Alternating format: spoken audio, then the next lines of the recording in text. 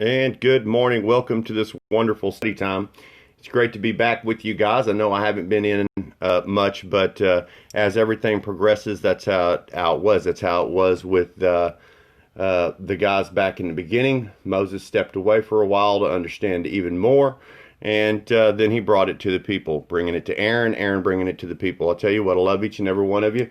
So I take a Sunday morning to have good conversation and a good understanding with everybody while we discover the truth.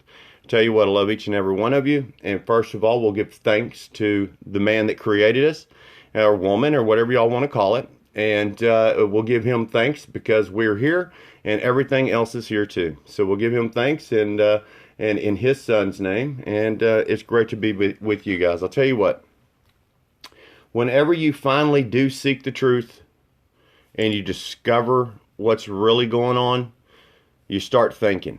Okay, and this is what Einstein and this is what Tesla and them did. They did very deep thinking. See, Einstein looked at it like everything was going at 1,000 miles an hour, then everything would be happening all at once.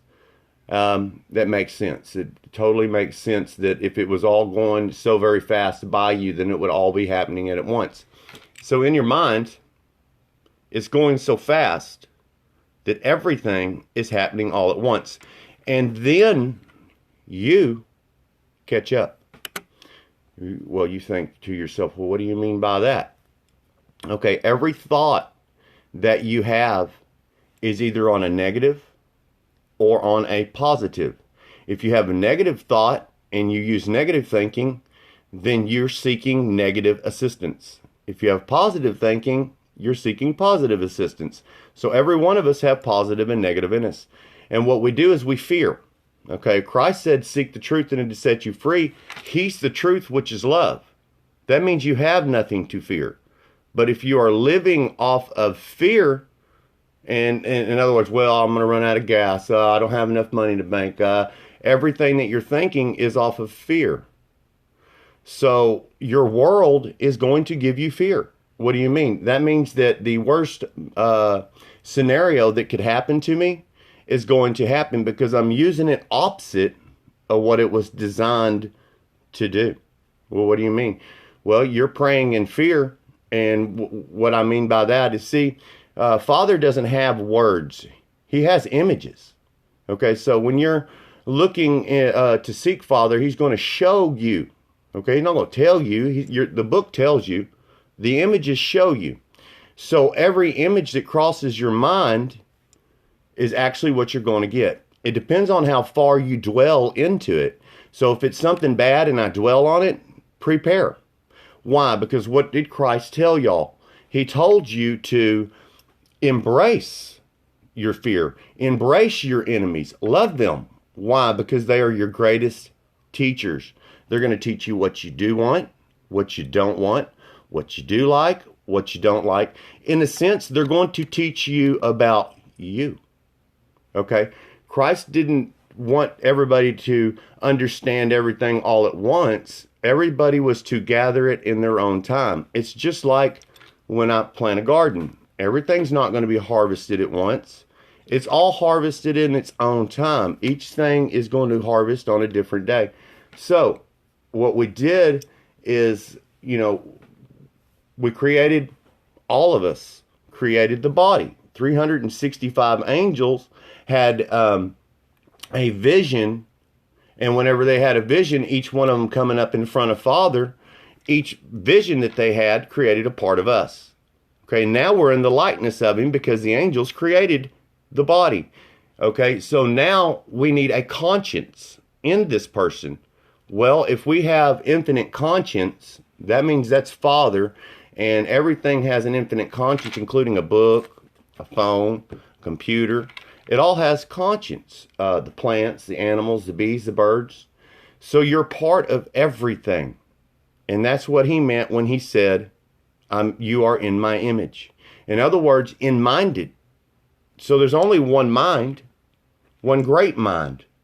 We've never thought anything of ourselves. We've merely been shown things, and then we get to make a choice. Do we do it or do we don't? If we dwell on it, we're wanting it. So when we dwell on it, we're, in a sense, asking for it. So everybody wants to know what's wrong. They have not seeked themselves. They need to seek themselves, their own heart. That's Christ. It's the love. Why? Because then you become an extension of it. Once you're an extension of love, that means that I have nothing for myself for you but love. Well, it's kind of hard to understand on those levels. It's too easy. You know what? Most things in the world that are too easy are the hardest things to do. By keeping your mind still and quiet, which is the hardest thing to do in the world, you're achieving what you're supposed to do. If Einstein seen everything coming at you at light speed and happening at once, wouldn't you think that when Father said you need to be meek, calm, cool, collective, basically, you need to observe with fulfillment? Why? Because everything needs to come at you at 1 mile an hour so that you can observe what you're putting out. Then you can observe how it's coming back. Well, it's very hard for you to understand, and is it because we don't want to? Is it because we like the up and down of our lives, the in and out, the up and down? Remember what Christ said? He said, if your right hand deceives the left, cut it off. If your right eye deceives the left, pluck it out. Meaning that your mind is going to create your reality in the sense of what you're dwelling on. And that's that eye. But these eyes are seeing something different. Why am I in this? What am I doing? This? No, everything should have been embraced as the greatest teachers of the world. Everybody wants to know why I had a bad first go around in my marriage, and you've never had anything bad. You've only had what you've asked for. Well, I didn't ask for this or I didn't ask for that. No, you may not have directly asked for it, but you feared it. It was your worst nightmare becoming true, because that would be your greatest teacher and your greatest adversary, which would be yourself. You see, everybody wants to label these things. I'm going to label it the devil. Well, the truth is that you're your own worst enemy, and you're the only one that can destroy yourself. If you don't want to be here, you won't be here. If you don't want to go to the grocery store, you're not going. If you don't see yourself in these places, you'll never obtain. Remember, Father would say, seek the kingdom of heaven, and when you seek it, it'll set you free from bondage. What do you mean from bondage? Well, because you're bonded to everything that you believe. So if you believe it, you've stopped yourself. You're in a small cage. What happens to somebody else doesn't necessarily have to happen to me. If I don't believe it's going to happen, they're sick, I don't get sick because I don't believe it. I believe that sickness comes from something internal, and it is a sense of us not having or us missing something inside ourselves. Most of the time that you don't realize it is what you're missing inside yourself is answers. Well, and the answers that we're looking for are already in us. We just have to spin them around. A lot of times when I first started understanding things many years ago, I would do the opposite thinking. If I wanted to do this, I would do that. Why? Because that's how my karma rolled. It wanted to give me everything I didn't want. And nothing I thought I wanted. But the moment that I got what I thought I wanted, it was the worst thing that could ever happen to me. Because it was a lesson, a wonderful lesson. And nothing is evil. Everything's an extension of love. Everything's for a lesson well learned. Don't you think that God himself is seeking himself? Why would he be creating everything? If I'm in conscience and my subconscious creates this body, in a sense, haven't I created myself? In other words, I'm seeking myself in everything. My conscience dwells in all. So in a sense, he is all, and he seeks himself. Why? for pleasure. Don't you, when you get around people, seek yourself in other people for pleasure? Remember this. How they speak to you is your karma, and how you speak to them is theirs. So don't ever think that there's anything that's not given that's not returned. The reason the 10 Commandments were set up, and I'm going to say it, they might monitor it, I don't care. The reason the 10 Commandments are set up is because you can't do them. Thou shalt not have another God before me, because you can't. Thou shalt not make a graven image of anything of a likeness of me, because you can't. He's the first. Nobody ever seen him. He is created on his own. No, he has no name because there was nobody around to give him a name. So he is I am, meaning I am all. I am the conscience of everything. You can't steal, thou shalt not steal. Why? Because it's not to, it's because you cannot. What do you mean? Once what was taken that is earned, the person may take it for merely a moment, but then they will lose it because they don't care about it like you did, and you will receive it back in one form or another. Nothing is ever left that's not going to return. It could have left 30 years ago. Let me give you an example. It could have been 32,000. Somebody took 30 years ago. Well, guess what? 30 years later, you're paying something, 32,000. You're mad about it because you don't understand. You didn't get taught properly. But if you observe and go back thinking about it and merely changing your thought pattern towards it, you recognize it was merely your teacher. And now you're merely paying back your first teacher. You took it, you're giving it back. It cannot be taken. Well, what about adultery? It doesn't have anything to do with women or men cheating or anything like that. It means you can't commit adultery with another God because there's not any. You know, what about love thy neighbor as thyself?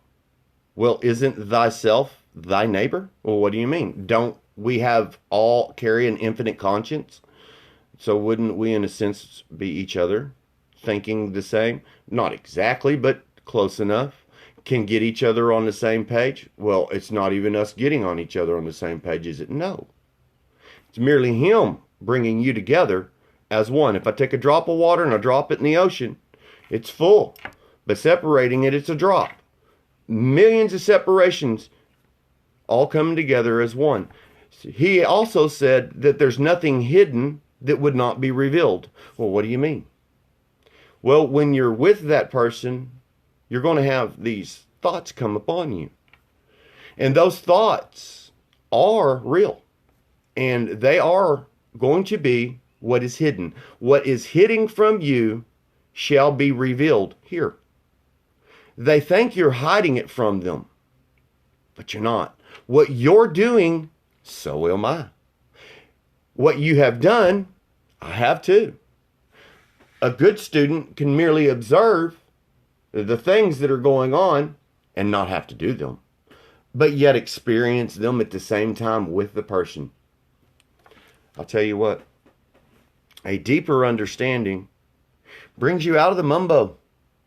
We no longer worry about the things that are not worried about, because those things will become true. So what, in a sense, do? We twist it. When we have a negative thought, we dump it. We add a positive in its place.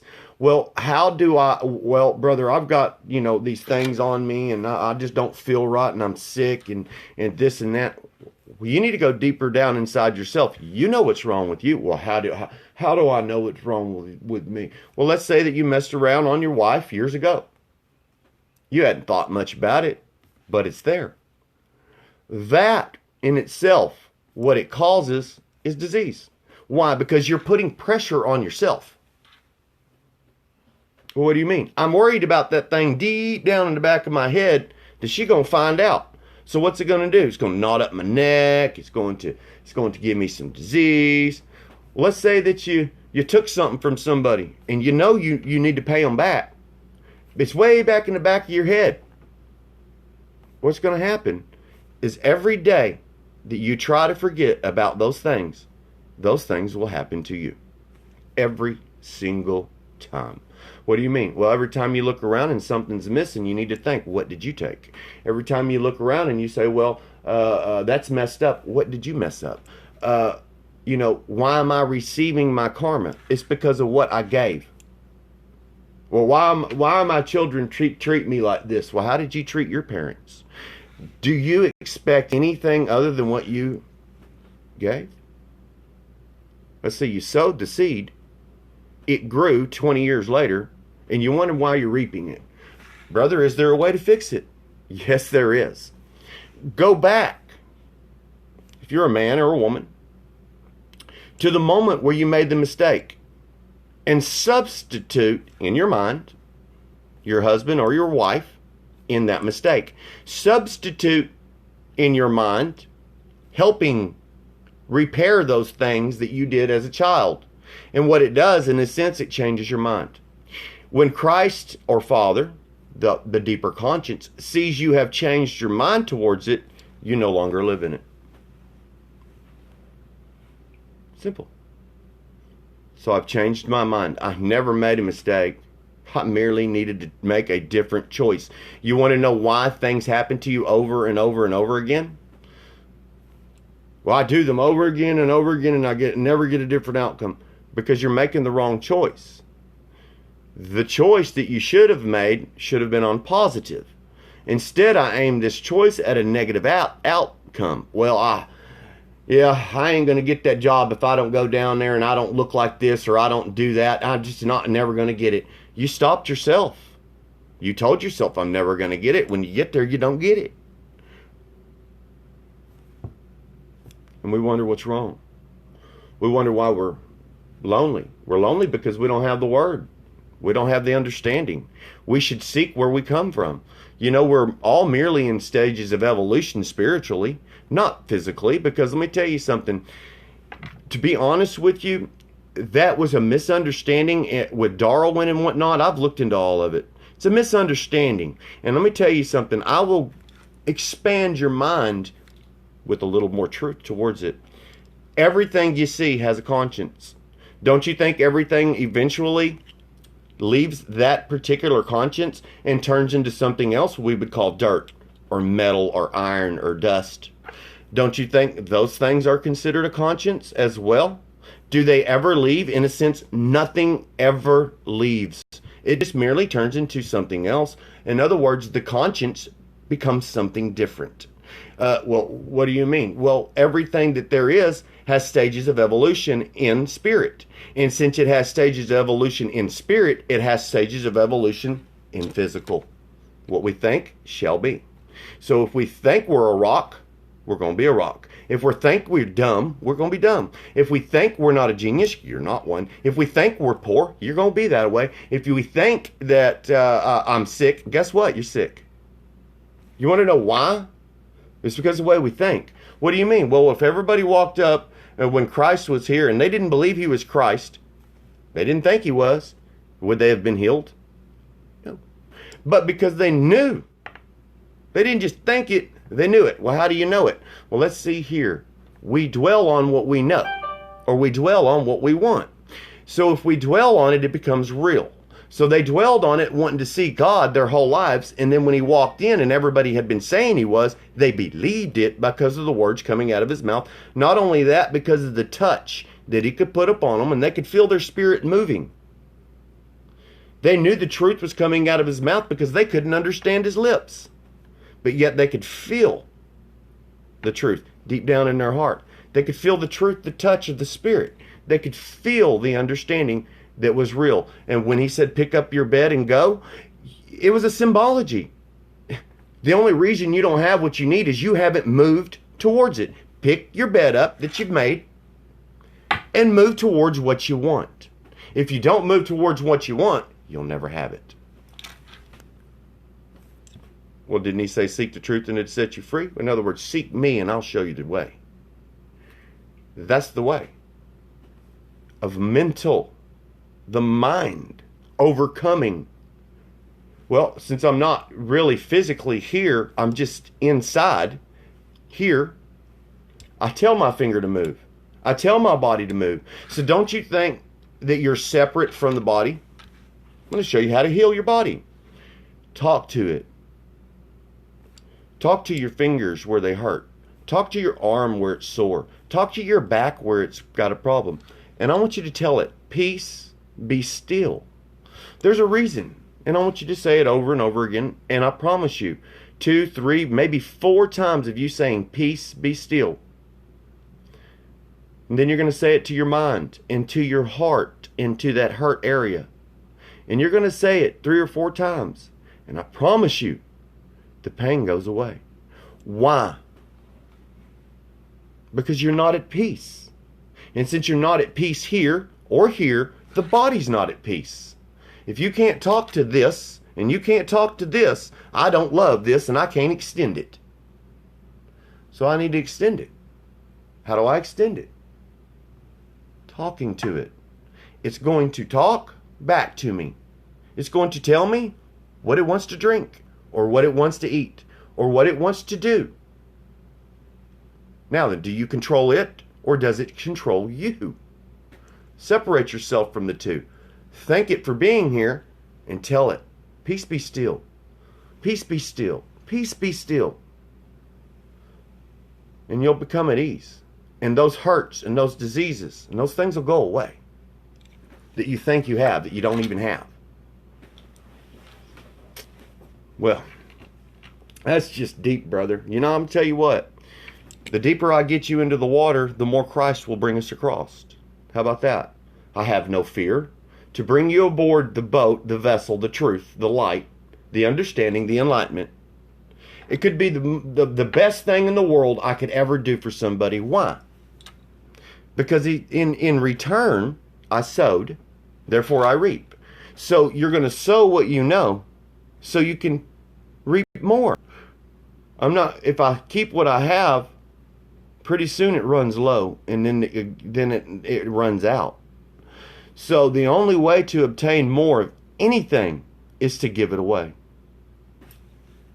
Brother, I've heard that before in these churches and this and that. It's not how you're seeing it. What I give, I choose to give. And I have no remorse. It wasn't mine anyway. So in a sense, I'm really not giving it. It's yours. Everything here is all of ours. The money, everything. So in a sense, I'm not giving it away. But when I do, because I recognize the field of energy that I live in, the abundance is given back to give thrice. Or 3 times is what y'all would call it in this day. Thrice. When I give the thrice, I'm going to get 6 times or 7. And when I give the 7, I'm going to get even more.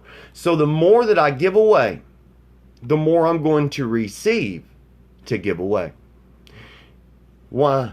What am I receiving out of all of it? Knowledge, understanding, heart fulfillment, mind fulfillment, a positive attitude of the reason being here instead of a negative, a positive outcome with everybody around me, because I'm only seeing God in them when I look at them.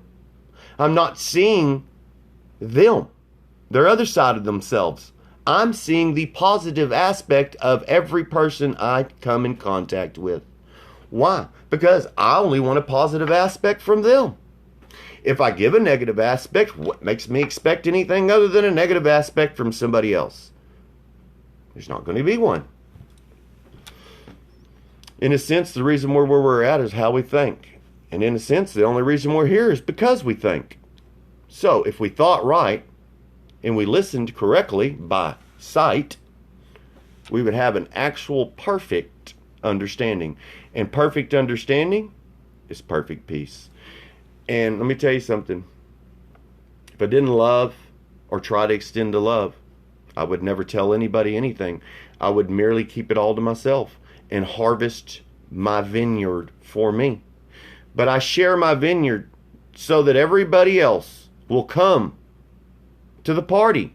You don't remember in the storybook where Father says, well, I tried to bring everybody to the party, but this guy over here, he's got a house, he's got to go get the rent, and he's looking at a place he's buying, and he's trying to find this. Let me tell you something. What he's saying is your family's not going to listen to you.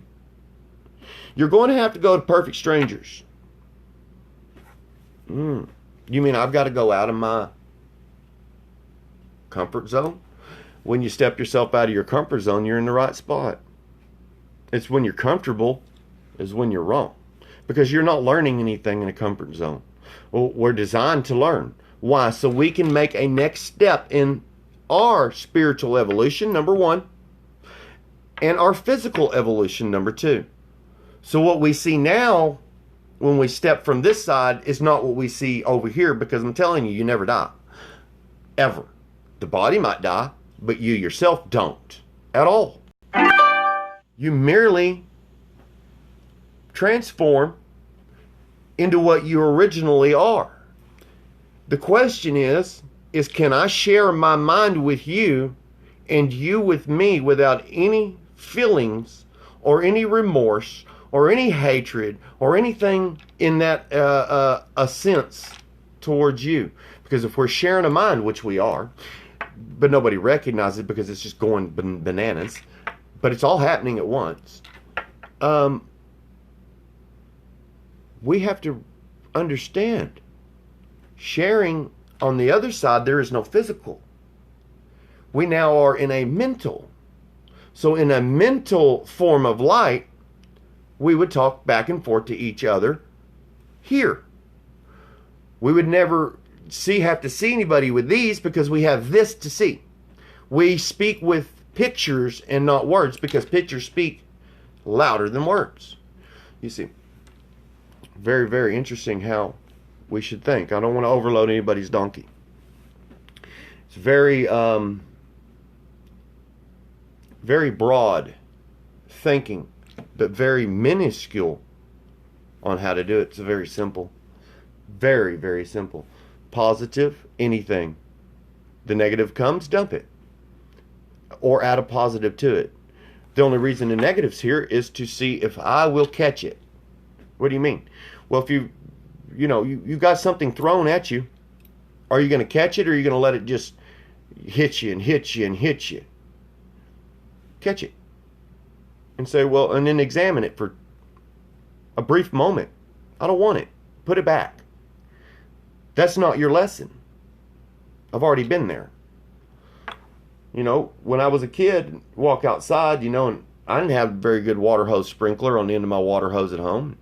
I was working for a company and I seen a sprinkler head on the ground. I did a person a good job. And, and I thought it's a 99-cent sprinkler head. I could take that. They got two. But I didn't. If I would have went in there and asked them, they gave it to me. If I would have went to the store, I had plenty of money. But I didn't take it. And if it happened to me today, I wouldn't take it either. Because I'll never return to where I once was. So a dog goes back to its vomit. In other words, you're going to go back and do the same thing you already did. Why would you do that? Or have you not learned your lesson from it? So in a sense, if I went back and took the faucet, I would have to go all the way back to square one and start over.